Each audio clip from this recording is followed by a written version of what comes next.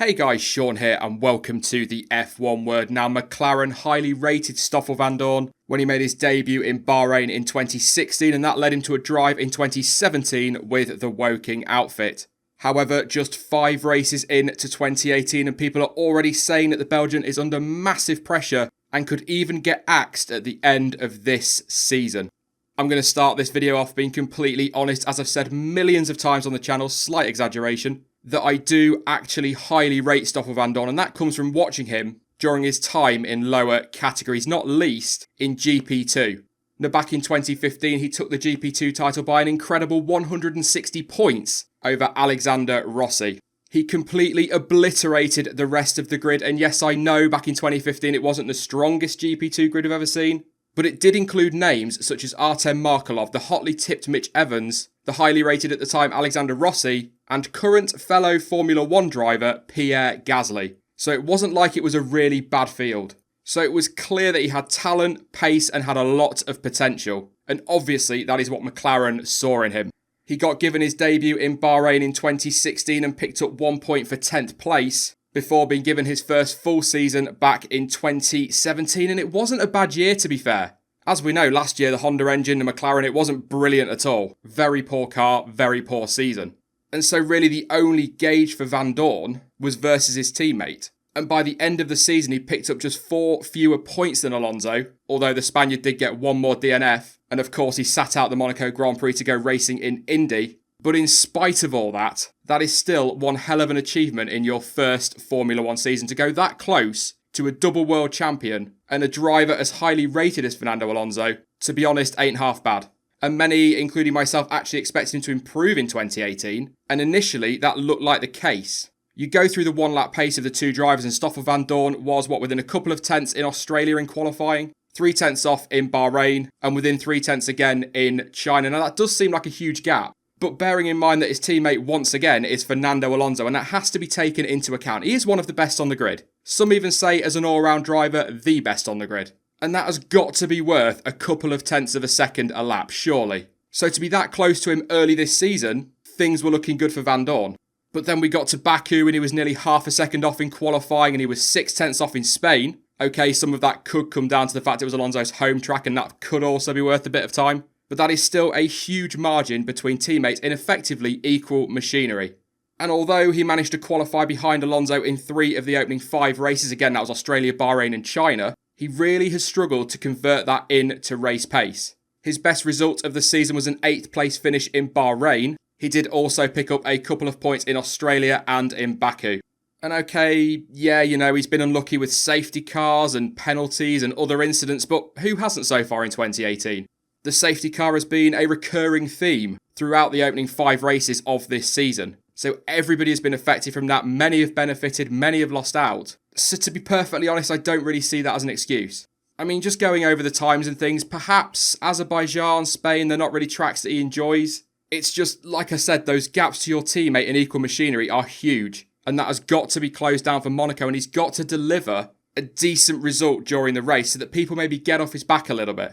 There's a few drivers on the grid this season who are getting so much flack and we're only 5 Grand Prix in. It is a little bit ridiculous. I get it. I understand why they're getting the stick, but let's just give people a few more races before we start jumping on their back. As I said at the start of the video, some are saying that he could be dropped at the end of this year. I'm not entirely convinced though. For starters, as I've already said, yes, he's been slow versus his teammate, but he's not been terrible. But more importantly, I'm still convinced that Alonso will retire, or at the very least, leave McLaren at the end of this season. And there is no way that the team are going to go and look for 2 new drivers. So his experience, however little that may be, will be important to McLaren. The team also highly rate him and talk so positively about him. And they keep talking about the potential he's got and things like that. So they clearly see a future with him. Of course, behind closed doors, they might be saying, come on, Stoffel, we need to see more from you. But at least to the media and to us as fans, they still have a lot of faith in him. I mean, let's speak hypothetically for a second. Let's say Alonso retires and McLaren decide, do you know what, we don't want Vandoorne. Who realistically is going to fill those seats? Lando Norris looks like a pretty safe bet for next season, whichever way it goes. But then you're going to need someone with a hell of a lot of experience to race alongside him and give him the feedback he's going to need to develop as a driver.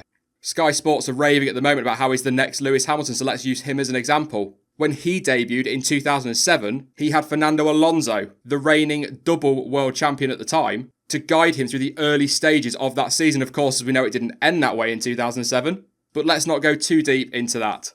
Looking up and down the grid right now, possibly Kimi Raikkonen could come in next year, although he's already pretty much said that Ferrari will be his last team in Formula 1. So although the romance, if you like, of him returning to McLaren would be a great story, that's not really going to happen. Maybe if Mercedes do decide to put somebody else alongside Lewis Hamilton next year, Valtteri Bottas could go to McLaren. He's got good experience. He's been in the top teams. They've seen what he can do. He's been brilliant this season so far. So that is a possibility. But from McLaren's point of view, he doesn't know the team. So assuming they do go with Norris and then bring somebody else in, they've got nobody there with a huge amount of team knowledge. Yes, Lando Norris is part of their driver programme, but he's not going to have huge experience in that area. So it would be a massive gamble for McLaren to do that.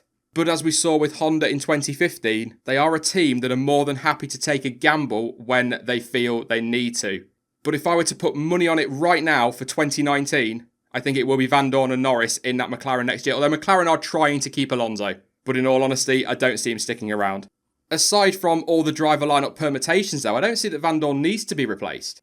As I said towards the start of this video, he was very good in 2017 and he's been solid so far in 2018. And he is going to improve as the season goes on. McLaren are throwing a lot of development at that car, and Renault themselves have got a big update coming in Canada as well. As Stoffel has already shown, particularly in the first 3 Grand Prix of this year, he can get close to Alonso and almost match him if you allow for Alonso's experience, if you like. And okay, bad weekends in Baku and Spain, but Monaco he won there in GP2. We've got some races that should suit him coming up. And it's there that he's got to be delivering. He's got to show McLaren that he's worth it. He needs them to look at him and say, hang on a minute, if we lose Alonso, it's not going to be the end of the world. We've got somebody here that we can work with and build around. But as I've said a couple of times, that is up to him. He has got to be the one to make them see that. But that certainly isn't something he can prove in 5 races in a season. If we get to the summer break and he's been absolutely dire, fine, throw some criticism at him. McLaren need to get on his back at that point. There have been so many variables through the first few races of this year that we don't even have a true reflection of the running order, let alone teammate battles. So everybody this season, not just Vandoorne, Hartley, Grosjean, they all need to be given time. But to end on this one, I don't think McLaren are putting any pressure on Stoffel Vandoorne, at least not any more than they usually would. They clearly rate him, they clearly back him, and all of this speculation and talk of massive pressure is quite obviously coming from the media and from other sources. But with Lando Norris lighting up Formula 2 at the moment, it won't be long before Stoffel Vandoorne is looking over his shoulders if he isn't already. They are, of course, just my thoughts on Stoffel Vandoorne, but what are yours? Do you think he's under pressure? And do you think McLaren are going to axe him at the end of this season? Let me know your thoughts in the comment section down below. Of course, I will be back soon with more content as ever, but in the meantime, you can follow me on social media. Links to Twitter, Instagram, Facebook, and to Discord are all in the description down below. But as ever, thank you for watching. I've been Sean. This has been the F1 Word, and until next time, goodbye.